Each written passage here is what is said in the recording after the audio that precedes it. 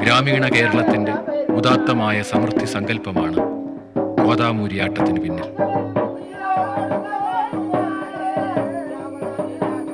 കാർഷിക നാടോടി കലകളുടെ സംഗമ ഭൂമികളാണ് വയൽക്കാവുകൾ. വേലവരവിന്റെ അവതരണ പരിസരവും ഇതുതന്നെ. പൂതൻ, തിറ, കാളകളി, കുതിരകളി തുടങ്ങി എണ്ണമറ്റ കലാരൂപങ്ങൾ അരങ്ങേറുന്നുണ്ട് തൃശ്ശൂരിലെയും വള്ളുവനാട്ടിലെയും വേലപ്പറമ്പുകളിൽ. തട്ടകവും കരയും ദേശവുമായി വിഭജിക്കപ്പെട്ട് കിടക്കുന്ന ഗ്രാമ സംസ്കൃതിയുടെ അമൂല്യ ചിഹ്നങ്ങളാണ് വേലവരവിനെ സജീവമാക്കുന്നത്.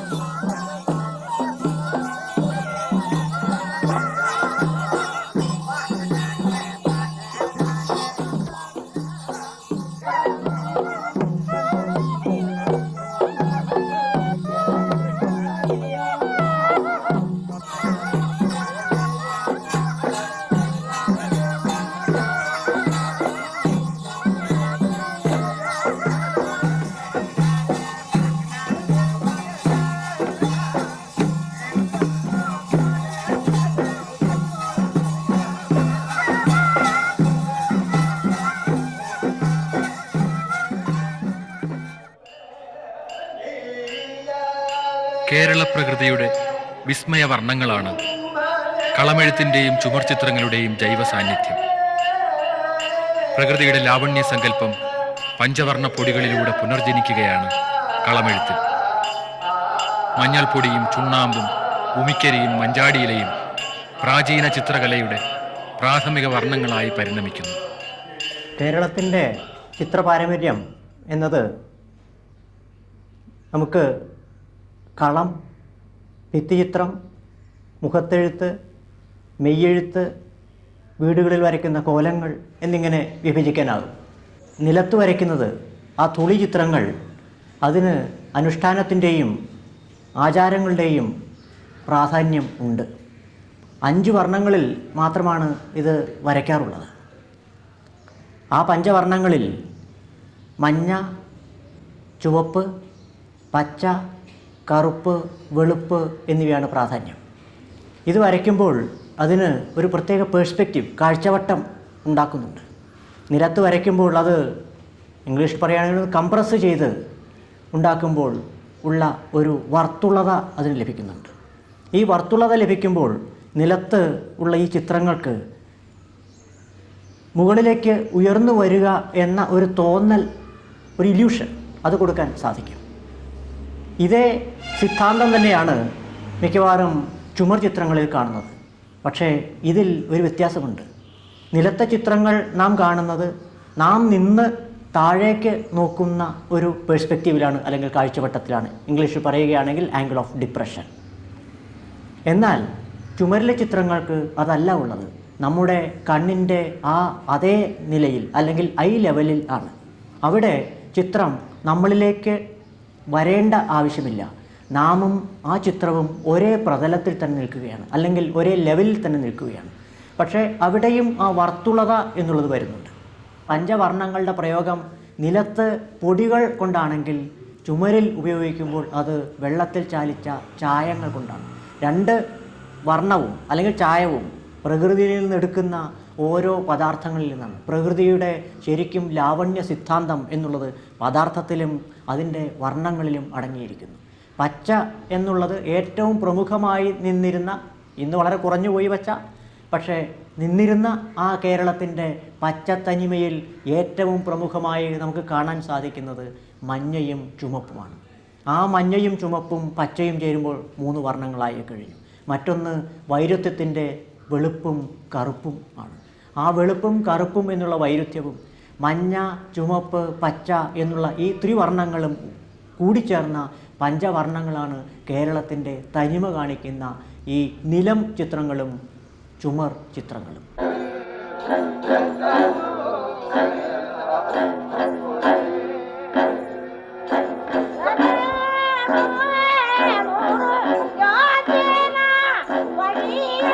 അതീന്ദ്രിയ നാഗദേവതകളുടെ തിരുവടിവുകൾ കളമെഴുതി പാടുന്ന സർപ്പപ്പാട്ട് കേരളീയ സംസ്കൃതിയുടെ കുലചിഹ്നമാണ്. നാഗദൈവങ്ങളുടെ അപ്രീതിയാണ് അനപത്യതയുടെ മൂലഹേതുവെന്ന വിശ്വാസമാണ് സർപ്പം തുള്ളലിനു പിന്നിൽ.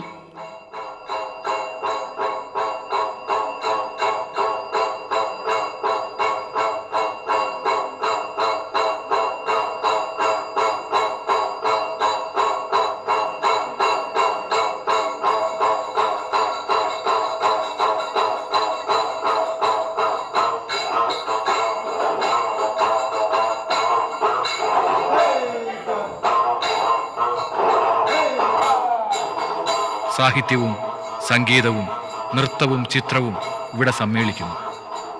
സൃഷ്ടിയും സ്ഥിതിയും സംഹാരവും പ്രാപഞ്ചിക ജീവിതത്തിൻ്റെ 3 അവസ്ഥകളിലൂടെയും കടന്നുപോകുന്നു കളം. കലാകാരൻ്റെ വിരലിടയിലൂടെ ഊർന്നു വീഴുന്ന വർണ്ണപ്പൊടികൾ പൂർവ്വപരിചയത്തിൻ്റെയും നിരന്തര സാധനയുടെയും ബലത്തിൽ ദേവതാരൂപം കൈക്കൊള്ളുന്ന സൃഷ്ടിയുടെ ഘട്ടം. തിരിയൊഴിച്ചിലൂടെയും കളം തോറ്റത്തിലൂടെയും ജീവൻ വയ്ക്കുന്ന കളം. ഒടുവിൽ കളത്തിലിരിക്കുന്ന പെൺകൊടികൾ സർപ്പചലനങ്ങളോടെ കളം മായ്ക്കുമ്പോൾ ഈ ജൈവ ശൃംഖല പൂർണ്ണമാവുന്നു.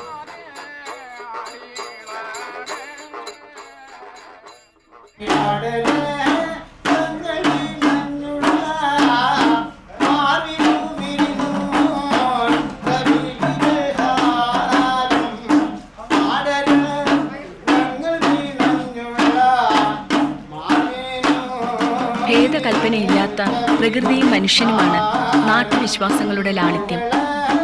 പ്രകൃതിയുടേതുപോലെ തന്നെ സ്ത്രീയുടെയും ഉർവരതയ്ക്ക് വിഘാതമാവുന്ന പ്രാപഞ്ചിക ശക്തികളെ പ്രീണിപ്പിച്ച് ഒഴിച്ചു നിർത്തുന്നു ഇത്തരം അനുഷ്ഠാനങ്ങളിലൂടെ. ഗന്ധർവ പ്രീതിക്കായി സ്ത്രീകളെ പുരസ്കരിച്ച് നടത്തുന്ന അനുഷ്ഠാന കർമ്മമാണ് ഗന്ധർവൻ പാട്ട്. ഗണക സമുദായം നടത്തുന്ന ഈ അനുഷ്ഠാനത്തിന് മധ്യ കേരളത്തിലും തെക്കൻ കേരളത്തിലുമാണ് പ്രചാരം.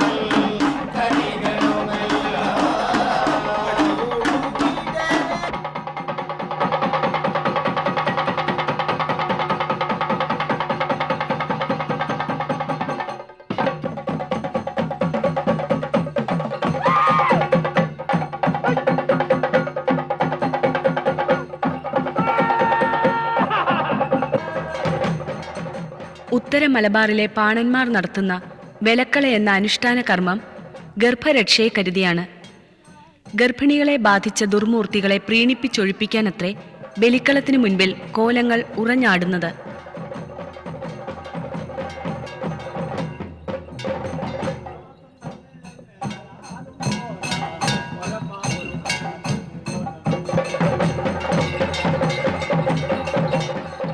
കഥകളിയും ഓട്ടൻതുള്ളലും പോലുള്ള അഭിജാത കലകളുടെ ആഹാര്യശോഭ കടം പറയേണ്ടത് ഈ അവർണ കലയുടെ വേഷപ്പൊലിമയോടാണെന്ന് ബോധ്യപ്പെടുത്തുന്നു ഗന്ധർവന്റെയും ഭൈരവന്റെയും വെലക്കള കോലങ്ങൾ.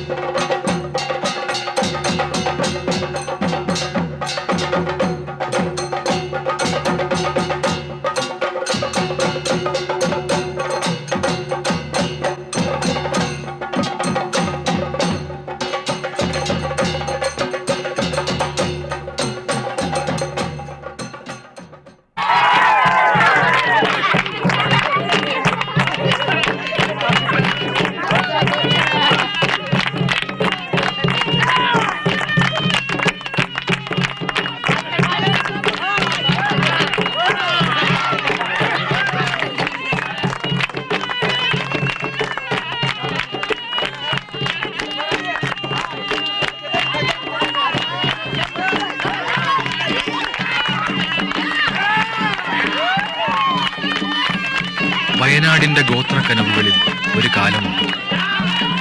ജാതികളും ഉപജാതികളും ഇല്ലാത്ത, അടിമയും ഉടമയും ഇല്ലാത്ത മാവേലി വെன்ற കാലം.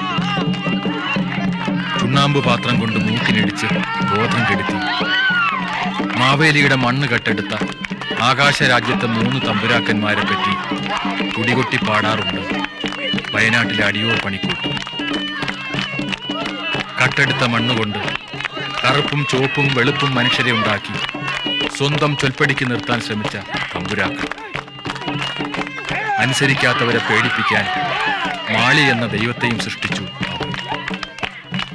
വള്ളിയൂർക്കാവിലെ ആളടിമ ചന്തകളിൽ കൈമാറ്റം ചെയ്യപ്പെട്ടവർ, തമ്പുരാൻകളത്തിൽ ഒക്കൽക്കറ്റ പോലെ ചെവിട്ടി മതിക്കപ്പെട്ടവർ, തുടിമുഴക്കിയും ചീനിക്കുഴലൂതിയും വീടുകൾ കയറിയിറങ്ങി നാടിൻ്റെ ഈതിബാധകളകറ്റുന്നു വയനാട്ടിലെ അടിയോർ നാടുഗദ്ദികയിലൂടെ.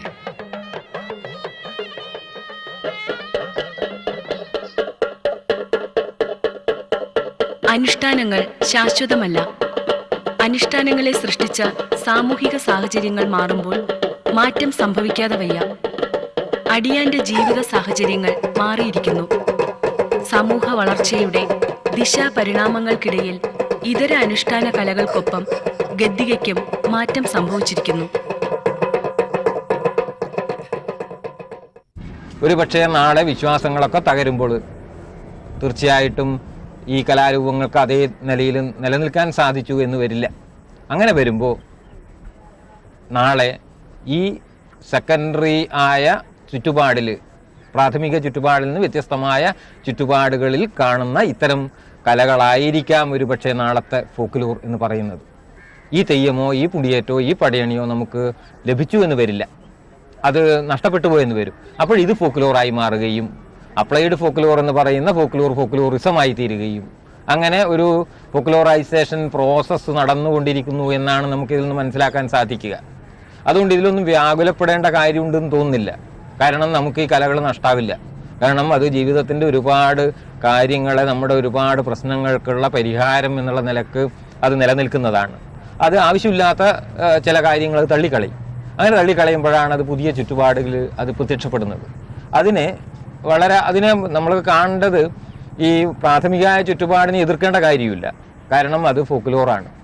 അത് തനിയെ കൊഴിഞ്ഞു പോകും. ആ കൊഴിഞ്ഞു പോകുമ്പോൾ ഉണ്ടാവുന്ന വേവലാതിയാണ് ഈ ഇത്തരം എതിർപ്പുകളൊക്കെ. ആ എതിർപ്പുകളെപ്പോലും അനുഭാവപൂർവ്വം ഉൾക്കൊള്ളുകയാണ് ഒരു വളരുന്ന സമൂഹം ചെയ്യേണ്ടത് എന്നാണ് നമുക്ക് പറയാൻ സാധിക്കുക. ഇതിനെക്കുറിച്ച് വളരെ വിശദമായിട്ട് പഠിക്കുമ്പോൾ മനസ്സിലാവുന്ന ഒരു കാര്യമാണ്. പക്ഷേ നമ്മൾ എതിർക്കേണ്ടുന്ന ഒരു കാര്യം, പ്രധാനപ്പെട്ട കാര്യം, ഇതിനെ മുതലാളിത്തം ഉപയോഗിക്കുന്നു എന്നുള്ളത് തന്നെയാണ്. ജനങ്ങളുടെ മുമ്പിലേക്ക് ഇത് അവതരിപ്പിക്കാൻ സാധിച്ചത് അതിനൊരു കാരണമുണ്ട്. ഇങ്ങനെയുള്ള ഈ ചട്ടക്കൂടിൻ്റെ ഇടയിൽ ഇരുന്നത് കൊണ്ട് ഞങ്ങളുടെ ആദിവാസി വർഗത്തിന് പുറലോകമായി യാതൊരു ബന്ധവുമില്ല. പുറലോകമായിട്ട് സഞ്ചരിക്കുന്നതോ ആസ്പത്രിയിൽ പോകുന്നതോ ഇംഗ്ലീഷ് മരുന്ന് കഴിക്കുന്നതോ തെറ്റാണ് എന്നുള്ള വിശ്വാസവും ഞങ്ങളുടെ മൂപ്പവരുടെ കൽപ്പനയും ഉണ്ടായിരുന്നു. അതുകൊണ്ടാണ് ഈ രൂപത്തിൽ പോയാൽ ഞങ്ങളുടെ വർഗം ഇനിയും ഒരു പുരോഗമനം ഉണ്ടാവുകയില്ല. അതുകൊണ്ട് ഇത് പൊതുജനങ്ങളുടെ മുമ്പിൽ അവതരിപ്പിക്കണം എന്ന് എന്നെ പോലെയുള്ള കുറച്ച് ചെറുപ്പക്കാരുടെ, അന്ന് ചെറുപ്പക്കാരാണ്, ഇന്നും ഞാൻ ചെറുപ്പക്കാരനല്ല, അന്ന് ഏതാനും കൊല്ലങ്ങൾക്ക് മുമ്പ്, ഒരു 10-30 കൊല്ലങ്ങൾക്ക് മുമ്പ് മൂപ്പന്മാരുടെ സമരം ചെയ്ത് പൊതുജനങ്ങളുടെ മുമ്പിലേക്ക് കൊണ്ടുവന്നിട്ടുള്ളതാണ്. അതുകൊണ്ടാണ് ഞാൻ പറഞ്ഞത്, ഇതൊരു കലയുടെ രൂപത്തിൽ നിങ്ങൾ കാണരുത്. കലയായി നിങ്ങളെ കാണാനും കഴിയില്ല.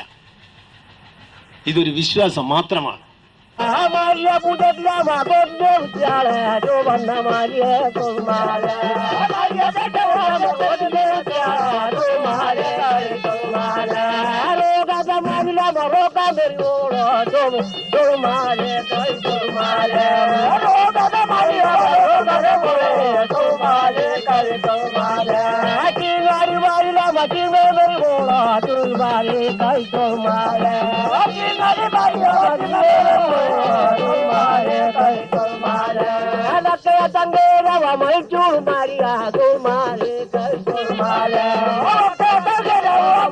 Maria,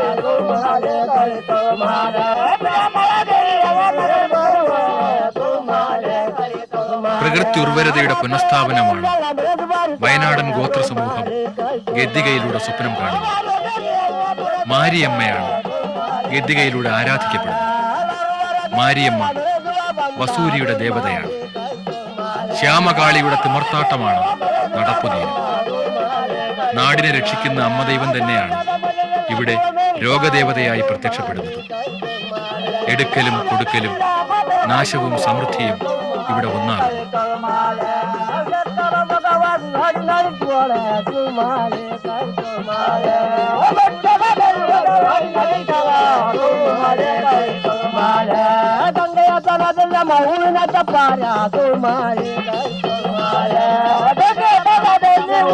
Para